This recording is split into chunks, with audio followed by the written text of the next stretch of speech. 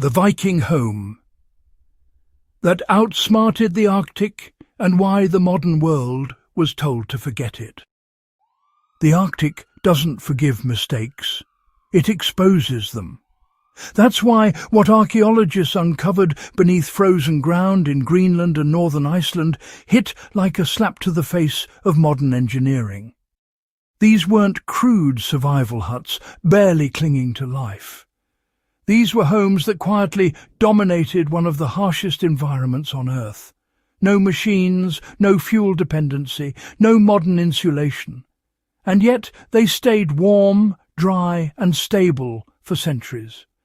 So effective, in fact, that when the technique was rediscovered in the 20th century, governments stepped in and quietly made sure it never became common knowledge again. This is not a myth. This is not folklore. This is environmental engineering so refined that it embarrassed industrial age thinking. And for a channel like Old World Prep, this is exactly the kind of knowledge worth resurrecting. What archaeologists found didn't fit the narrative. When early excavations began uncovering Viking settlements in Arctic regions, researchers expected to find evidence of constant struggle, starvation, structural failure, desperate construction. Instead, they found the opposite. Thick turf walls still intact, stone foundations that hadn't shifted, interior spaces designed with intention, not panic. More puzzling were the details no one could immediately explain. Thin gaps between turf layers, stone bases arranged in a way that suggested airflow, not just support. These homes weren't sealed against the cold. They were cooperating with it.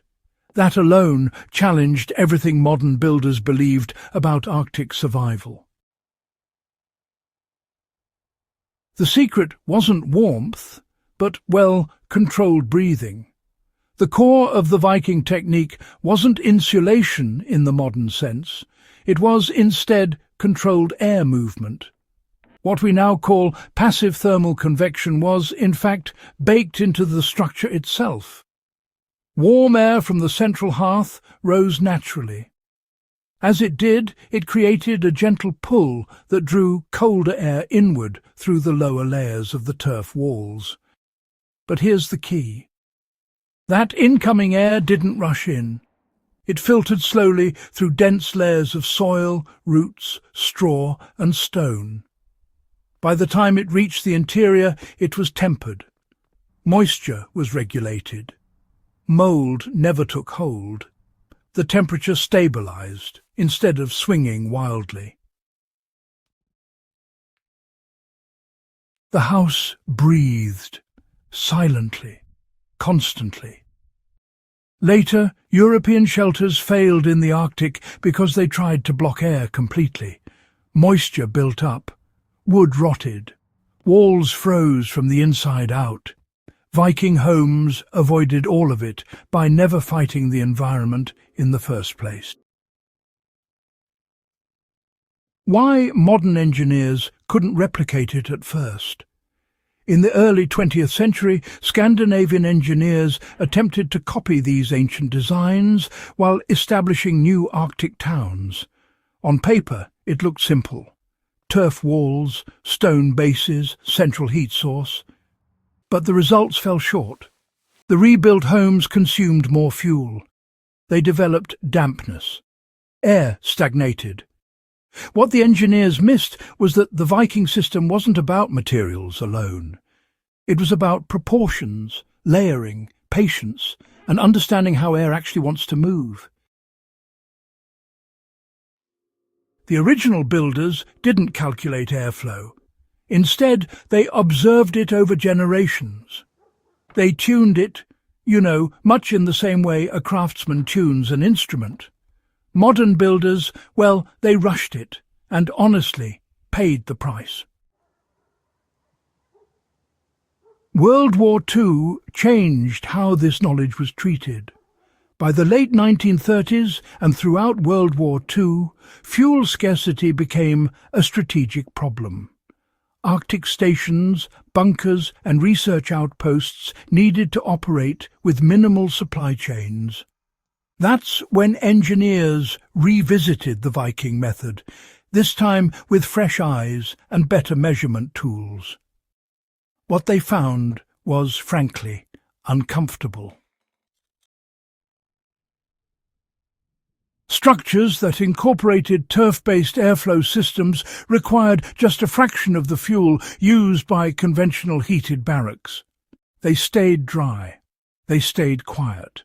They stayed warm, without fans, ducts, or constant maintenance. In controlled tests, interior temperatures hovered around 18 degrees Celsius, even when outside conditions plunged far below zero, using only modest amounts of firewood. That caught the attention of military planners and energy authorities immediately. Why it was quietly buried instead of celebrated is quite intriguing, isn't it? You see, a home that doesn't need coal, oil or constant energy input isn't just efficient. It's actually quite disruptive. Widespread adoption would have undermined heating industries and centralized energy systems, just as post-war economies were being rebuilt around them. So, instead of publishing the findings openly, the technique was classified into civil defense and polar research documentation. Public builders were told the method was unstable, impractical, or unsafe.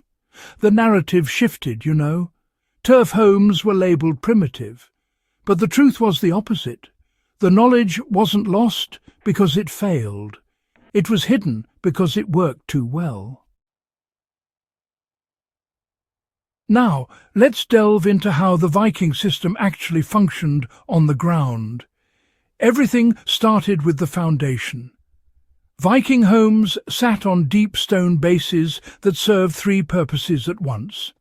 They drained water away from the structure, they stabilized the building against frost movement, and they acted as thermal mass, absorbing heat from the hearth during the day and releasing it slowly at night. Above that came the turf walls. These weren't random chunks of dirt. Each block was cut deliberately, stacked with alternating grain directions so roots and soil locked together. Every block trapped air. Every layer added flexibility.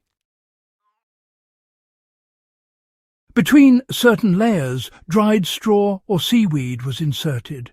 Not for padding, but, to create these microchannels. These channels guided airflow upward in a controlled way, preventing condensation and stagnation without creating drafts. The roof completed the system. Low, heavy, curved. Built from bent wood or bone, then sealed with moss and turf. It muted wind noise and slowed heat loss. Sound didn't whistle through gaps. Heat didn't rush out. Everything moved slowly, deliberately. This allowed fires to be reduced to embers overnight without the interior temperature crashing. Families survived Arctic winters using less than a third of the fuel later settlers required. This wasn't theory, it was lived experience. No blueprints were written, no equations were used. This knowledge was passed through observation and correction. What worked stayed, what failed disappeared. Over generations, the system refined itself. When colonial and industrial builders dismissed these homes as outdated, they lost something irreplaceable. Only when modern science circled back did the truth become, undeniable. How this knowledge applies today for survivalists and builders is honestly quite remarkable. This isn't academic nostalgia. The principles are practical right now. Start by using the earth itself. Even building a structure partially below ground dramatically reduces heat loss by tapping into the soil's stable temperature. Focus on mass, not lightweight materials. Dense walls store heat and release it slowly, you know. Layer soil, straw, sand, or clay in alternating directions to trap air naturally. So, design airflow intentionally. Don't seal everything tight, you know. Add narrow vents low on the walls and one near the roofline. Let warm air rise and escape gradually. That movement, well, it pulls in fresh air without mechanical assistance. Test it the old way. Light a small fire and watch the smoke. It should rise cleanly and move steadily, not swirl or linger. When it does, you've balanced the system.